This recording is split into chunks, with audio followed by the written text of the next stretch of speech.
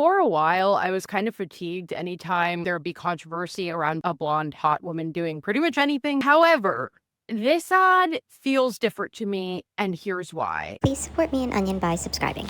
In my opinion, there's two reasons why this ad doesn't work. The first is that even though it might not have been intended this way, it does sound weirdly pro-Eugenia. And the second, there's this like stilted fake sexiness to it that feels both of another decade and also inauthentic to her. So let me talk about the Aryan princess thing first. When I'm looking back at other ads that have kind of leaned into the American genetic type thing, they're speaking about heritage and they're casting a wide variety of women so that there's not just one girl and she's the white girl. This is like a campaign that L'Oreal had, and they would interview all these celebrities and it girls about their heritage. Essentially like a 23andMe meets like a beauty profile. My name is Blake Lively, and I'm from Southern California. I'm English, Irish, German, and Cherokee. Looking at even that ad where there is another white blonde girl talking about her genetic makeup versus this ad with essentially the same premise but just completely communicated in two different ways. This ad did just kind of feel like a rallying cry for people who think that blonde, blue-eyed people are superior. I'm like a little creeped out, a little afraid. Especially on the same week that like the Jubilee video where this guy is laughing about being a fascist is out.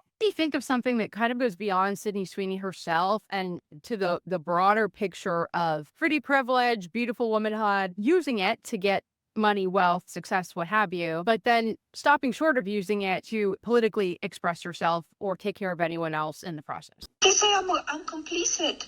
I'm the same like him. I support him. I don't say enough. I don't do enough. No. Who gives a about Christmas? A pretty face is used to sell almost anything. We use it to sell hamburgers, cars, houses, the military, early 1900s white supremacy, and now possibly mid-2020s white supremacy. It's kind of the same thing I feel when I look at Melania Trump. It's not that they themselves have any political agenda, it's that they are used for whatever political agenda is going to pay them the most, and they really don't question it, even though they're both old enough and I would assume smart enough to understand that that's what these types of campaigns are signaling. Which brings me to the next part of the video, how the bimbo feminism movement of the 2020s has already reverted back to a politically hollow version that's just attractive women trying to sell you dumb bullshit. Let's rewind to 2020. TikTok is just becoming popular in America.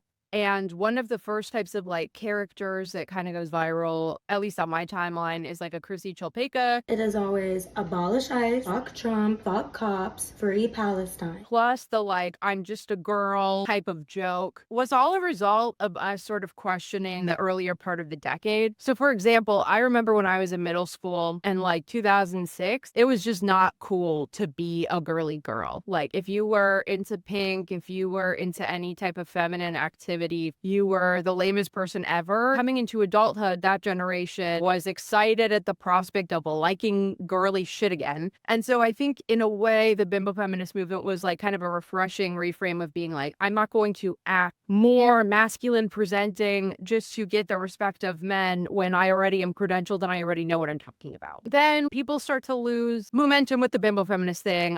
What I meant to say with that whole tangent is that initially these types of ads that were all about being a blonde bombshell with a lot of sex appeal were mainstream. Then we started making fun of them and kind of entered into the internet subculture in a more jokey parody way. And now the pendulum has swung back again and they are now mainstream. We are constantly swinging back and forth between these two women forever and ever and always. I don't know how to explain this, but I don't think people understand the era that I'm in, which is the commitment to being hotter. That's all I care about. Now it's just cool to be hot again and nothing else. Almost like the Kim Kardashian level of politic. But I will say, even Kim Kardashian has at least one political stance. She's at least done something. Sydney Sweeney, let me Google right now, but I'm pretty sure she's never had a political opinion about almost anything. In an interview, when asked about the obsession with her appearance, Sydney said, "There's not anything I can really do."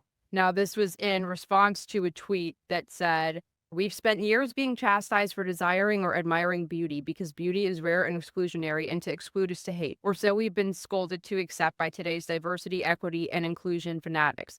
We aren't supposed to admire Sydney Sweeney's beauty, but we gen it anyway. The times, they are changing, aren't they?" And then Sydney's response to that was, "There's nothing I can do," which I find interesting because she's not really addressing politically where she stands. She's just addressing the part where she's being objectified, which I understand. When someone is debating about your body, it's normal to center yourself in that conversation. Asked if it made her want to stay off the internet, she responded, no, I think it's important to be aware of everything and use that information however I may well, but I'm just being me, that's all.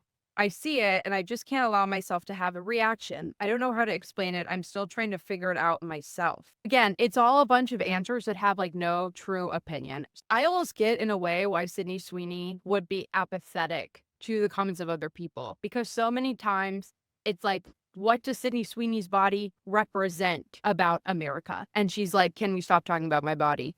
But what the question is usually asking is, do you worry that your image will be co-opted in this way? Now, that's never how the question is phrased, but in my opinion, that's what the question is usually asking. She's never hearing that question asked, though. I'm very proud of my work in Euphoria. I thought it was a great performance, but no one talks about it because I got naked, she said.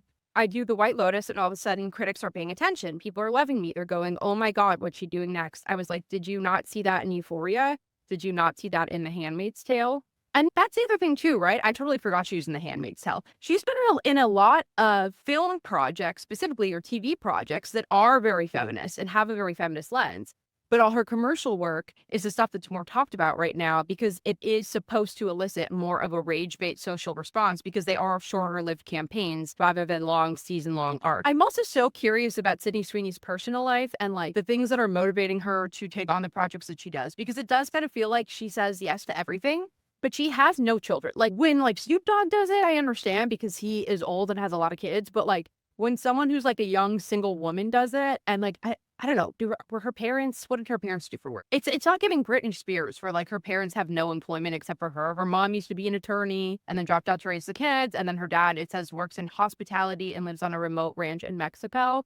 So it's not like she's supporting like two like drug-addled parents or like multiple children. There does seem to be like a fervor with her about running out of money that I haven't really seen like other working celebrities her age quote. Sydney Sweeney doesn't ever think she'll feel comfortable financially. I saw my parents lose everything. Oh, okay, that's why. Her parents filed for bankruptcy. Same here. I'm releasing a video about how I filed for bankruptcy and still was able to get this gorgeous apartment all to myself. I'm on the lease in New York City. Stay tuned for that. The 27-year-old movie star's films have grossed hundreds of millions of dollars over the past year, and she's been enlisted as a spokesperson for numerous brands. But despite the financial windfall that her success has brought her, she recently purchased and is in the process of renovating a Bel Air mansion and was able to pay off her mom's mortgage and buying her uncle his dreamboat. Sydney is acutely aware that her fame and income could disappear with one wrong move. I come from a family where I saw my parents lose everything, and I am terrified of that. That fear will always be instilled in me. I'm a huge saver. I don't go out and spend money. I like to invest. I like real estate. I like making hopefully smart choices with the money I'm making, but I don't think I'll ever actually feel comfortable. Now, in a way, I completely empathize with someone like her. I have the same fear and I wish I acted like that. I have the same fear and then I completely ignore it and go spend my money and then file for bankruptcy. But I've met a lot of Sydney Sweeney's in my time, and I understand I hate the word scarcity mindset, but I understand the like survival instinct of saying yes to every single income that's offered to you, and also to keep your thoughts silent, because we do get punished financially for our thoughts more often than we would like to admit. But at the same time, I'm getting to the point now where I'm just kind of wondering, what was it all for? What was the point of being attractive? What was the point of not Sydney Sweeney, but others getting the nose job and the surgeries and learning your color season and dyeing your hair and being cute and achieving financially and socially the lift you wanted if you can't even use your voice to say anything at all? If you can't even use your beauty to endorse your actual ideology, then what is the point of even using it? Especially if you're already rich. I think that this is something we shouldn't just be aware in our own like cultural space. I think it's something that we should be aware in our own lives, because a lot of us have different, unique, special skills that get us a little gift from the universe from time to time. We get a little bit of extra cash. We get a little bit of a leg up. And I think a lot of the time we convince ourselves that we can help a lot less people than we actually can. That's what I'm taking from this, that fascism is here, but also, what can I do today? What I can do today is take care of the people around me with whatever I've been given. The money is always better in my hands than in the enemy's hands. And that's what you have to tell yourself in order to spend wisely. All right, that's all for now. I'm going to try to make more videos. This was just something I had on my mind today, and I just felt like talking because I haven't talked in a while, and I live alone now, so there's no one here to talk to except for Onion, who's sleeping. So Can't say anything to him. Love talking to you guys. Miss you, love you. Thanks for being here and still watching, even though I post like once a year. Okay. Love you. Bye.